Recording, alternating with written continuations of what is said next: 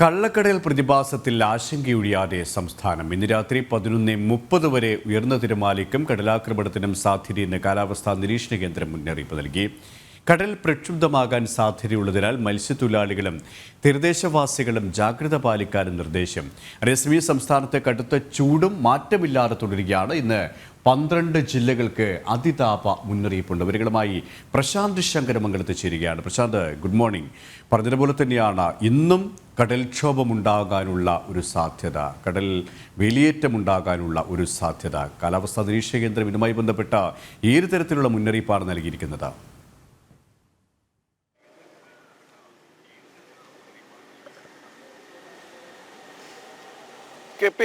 കഴിഞ്ഞ 2 ദിവസം മുന്നാണ് ഇത്തരത്തിൽ കടൽ ഉൾവഴിയുകയും അതിനുശേഷം ശക്തമായ തിരമാലകളോടെ കരയിലേക്ക് അടിച്ചു കയറുകയും ചെയ്യുന്നൊരു സാഹചര്യം ഉണ്ടായത്. ജനങ്ങൾ പരിഭ്രാന്തരാകുകയും അതുപോലെ തന്നെ വിവിധ സ്ഥലങ്ങളിൽ ബോട്ടുകളടക്കമുള്ളവ നശിക്കുന്നൊരു സാഹചര്യം ഉണ്ടായിരുന്നു. അതായത് ഈ തിരമാല ഉയർന്നു പൊങ്ങിയതും കരയിലേക്ക് കയറിയതുമെല്ലാം നാശനഷ്ടങ്ങൾ വിധിക്കുന്ന ഒരു സാഹചര്യമൊക്കെ ഉണ്ടായിരുന്നു.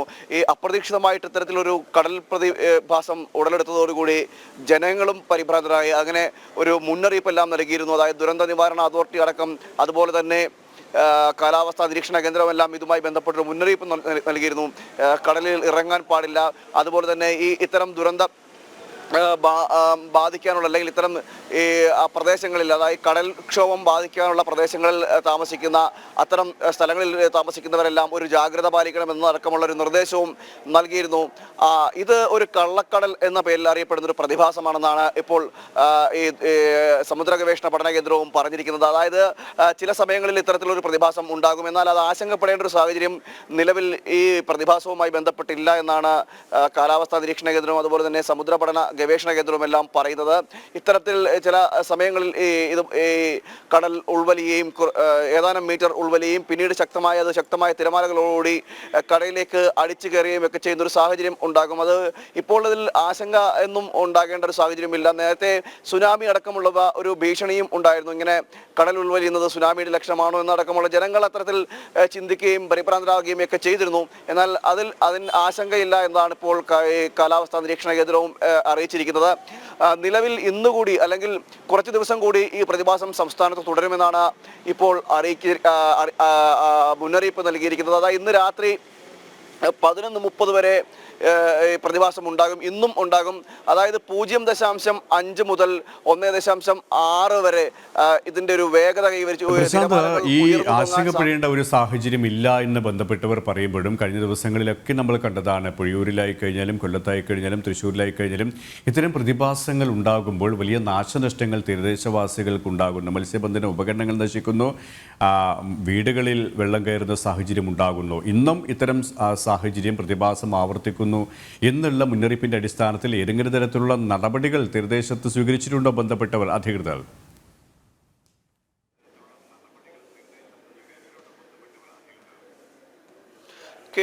നടപടി എന്ന് പറയുന്നത് ഇതിൽ കടലിലേക്ക് ഇറങ്ങരുത് എന്നാണ് ഇപ്പോൾ നൽകിയിരിക്കുന്ന ഒരു മുന്നറിയിപ്പെന്ന് നമുക്ക് മനസ്സിലാക്കുന്നത്. അതായത് ഈ വിനോദസഞ്ചാരികളും അതുപോലെ തന്നെ തീരദേശ മേഖലയിൽ ജീവിക്കുന്ന ആളുകളടക്കം കടലിലേക്ക് ഈ സമയത്ത് ഇറങ്ങാൻ പാടില്ല എന്നതാണ് ഒരു നിർദ്ദേശമായിട്ട് എടുത്തിരിക്കുന്നത്.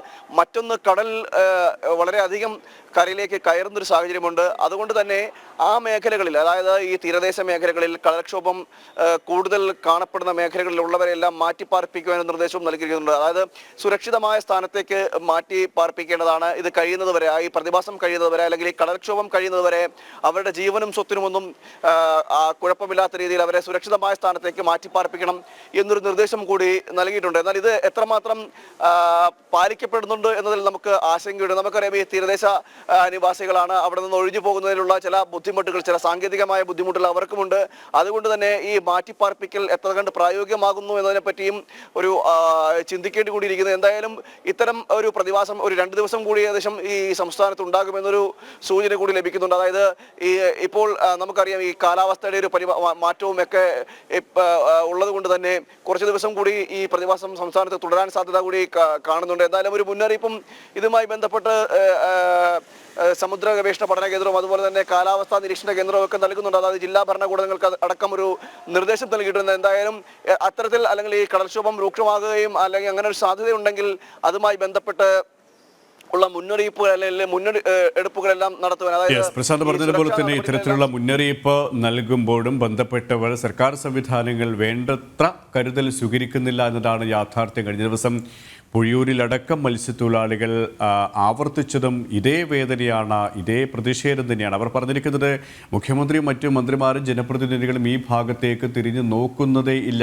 ഇത് ഞങ്ങൾ വോട്ടാക്കി മാറ്റും, ഈ ഒരു പ്രതിഷേധം ശക്തമായി രേഖപ്പെടുത്തുമെന്ന് തന്നെയാണ് പുഴിയൂരിലെ തീരദേശവാസികൾ ഒരേ സ്വരത്തിൽ പറഞ്ഞത്. ഒപ്പം തന്നെ പ്രശാന്ത്, ഈ ചുട്ടുപൊള്ളുകയാണല്ലോ, ഓരോ ദിവസം കഴിയുന്തോറും കേരളം അത്രത്തോളം ചുട്ടുപൊള്ളുന്നൊരു സാഹചര്യമാണ്. ഇന്ന് 12 ജില്ലകൾക്കാണ് അതിതാപ മുന്നറിയിപ്പ് നൽകിയിരിക്കുന്നത്. വരും ദിവസങ്ങളിലും ചൂട് കൂടുമെന്ന് തന്നെയാണോ ബന്ധപ്പെട്ടവർ അറിയിക്കുന്നത്? ഇതുമായി ബന്ധപ്പെട്ട മുന്നറിയിപ്പും ഒരു തരത്തിലാണ്.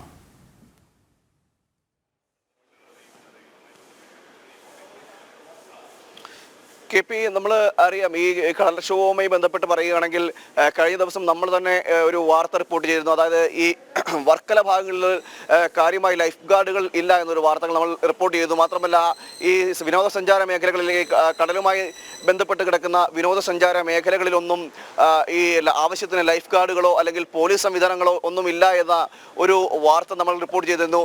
സമാനമായ ഒരു സ്ഥിതി ഇതുമായി ബന്ധപ്പെട്ട് ഈ രക്ഷാപ്രവർത്തനം അല്ലെങ്കിൽ ഈ സുരക്ഷിത സ്ഥാനത്തേക്ക് ജനങ്ങളെ മാറ്റുന്നതുമായി ബന്ധപ്പെട്ടുള്ള കാര്യങ്ങളിലും ഒരു ഇത്തരത്തിലുള്ള ചില സാങ്കേതിക പ്രശ്നങ്ങൾ നിലനിൽക്കുന്നുണ്ടോ എന്നത് എടുത്തു പറയേണ്ട ഒരു കാര്യം കൂടിയാണ്.